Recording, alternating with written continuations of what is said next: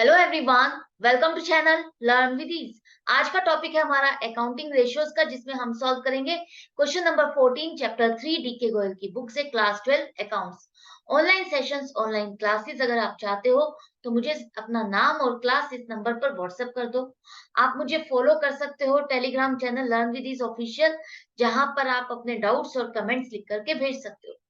तो एक कंपनी है जिसकी करंट एसेट है 7,20,000 और करंट रेशियो है 2.4:1।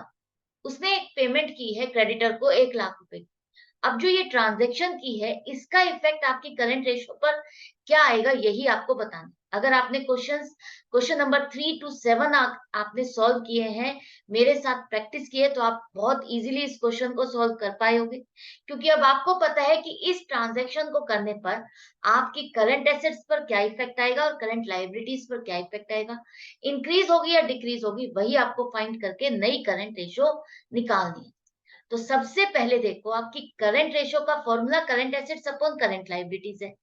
क्वेश्चन में आपके पास करंट एसेट्स है लेकिन करंट लायबिलिटीज नहीं है, तो वो कैसे निकालोगे?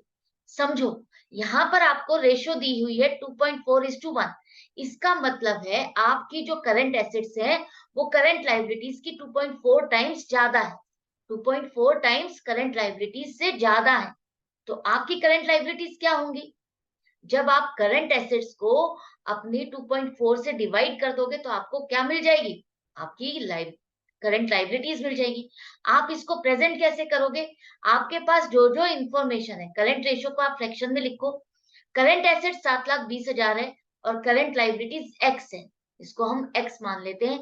और क्रॉस मल्टीप्लीकेशन के थ्रू अगर आप इसको सॉल्व करते हो तो आपका यहाँ पर आएगा 7,20,000 को 2.4 से डिवाइड करोगे, क्योंकि आपकी जो लाइबिलिटीज हैं वो 2.4 टाइम्स कम है। तो आप इसको डिवाइड करोगे तभी तो वन टाइम आपको पता चल जाएगा कि वन टाइम क्या है। अगर ये 2.4 टाइम्स आपकी एसेट्स ज्यादा है तो आपको वन निकालने के लिए इसकी वन की अमाउंट क्या बनेगी, उससे आप इसको डिवाइड कर दोगे। तो आपको मिल गया है 3 lakh current liabilities. Current liabilities 3 lakh आपको मिल गई, करंट एसेट्स भी हो गई, करंट लाइबिलिटीज भी हो गई। अब ये दोनों मिल गई आपको, जिससे आपकी रेशियो बनी थी 2.4:1। लेकिन इसके बाद वो कह रहा है कि अब आपने क्या किया, आपने 1 लाख रुपए की क्रेडिटर को पेमेंट की। इससे आपकी करंट रेशियो पर क्या इफेक्ट पड़ेगा?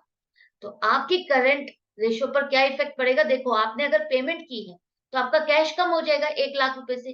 कैश कम होगा तो करंट एसेट भी कम हो जाएगी। और 1 लाख रुपए की अगर क्रेडिटर को पेमेंट कर दिया तो जितने भी क्रेडिटर थे आपके, उसमें से 1 लाख रुपए के क्रेडिटर कम हो जाएंगे। क्रेडिटर कम होंगे तो करंट लाइबिलिटीज भी कम हो जाएगी।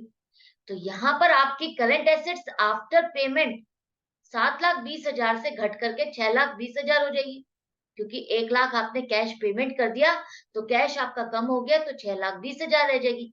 इसी तरह से करंट लाइबिलिटीज भी आपकी आफ्टर पेमेंट क्या हो जाएंगी? 2 लाख हो जाएगी। 3 लाख में से 1 लाख जो क्रेडिटर आपने पे कर दिए, वो क्रेडिटर खत्म हो गए, तो 2 लाख ही रह गई आपकी करंट लाइबिलिटीज। अब आपकी नई करंट रेशियो क्या बन जाएगी? Current assets upon current liabilities, वो आ जाएगी 3.1:1। क्लियर है? अच्छे से समझ में आया? तो आपकी इस ट्रांजेक्शन का क्या इम्पैक्ट पड़ा आपकी करंट रेशियो पर? आपकी करंट रेशियो इंक्रीज हो गई, इंप्रूव हो गई पहले से। ये अगर पूछा जाता है आपसे क्वेश्चन में कि आपकी करंट रेशियो पर क्या इम्पैक्ट पड़ा, तो आप लिखोगे इंप्रूव हुई है, इंक्रीज हुई है, क्योंकि आपकी करंट एसेट्स का प्रोपोर्शन ज्यादा है और करंट लायबिलिटीज का प्रोपोर्शन कम है, और अमाउंट आपने सेम अमाउंट से रिड्यूस किया है दोनों में। तो इससे क्या हुआ? आपकी जो करंट लायबिलिटीज है उसका प्रोपोर्शन ज्यादा कम हो गया करंट एसेट्स के मुकाबले। तो आपकी करंट एसेट्स और भी ज्यादा हो गई करंट लायबिलिटीज से। तो इससे आपकी कंपनी की पोजीशन जो है, शॉर्ट टर्म फाइनेंशियल पोजीशन और भी साउंड हो गई। अब वो इजीली अपने करंट लायबिलिटीज को पे कर सकती है, किसी भी मूवमेंट पर इजीली पे कर सकती है। तो आई होप आपको ये क्वेश्चन अच्छे से समझ में आ गया है। कोई डाउट या कंफ्यूजन रह जाता है तो आप कमेंट सेक्शन में लिख करके पूछ सकते हो। अदरवाइज अच्छा लग रहा है, बेनिफिट हो रहा है, तो लाइक का बटन तो जरूर प्रेस करना। सब्सक्राइब करना चैनल को, अगर आप सीख रहे हो और अभी तक चैनल को सब्सक्राइब नहीं किया है और डेली चैनल से सीखना चाहते हो, तो सब्सक्राइब कर दोगे तो आपको इधर-उधर ढूँढना नहीं पड़ेगा।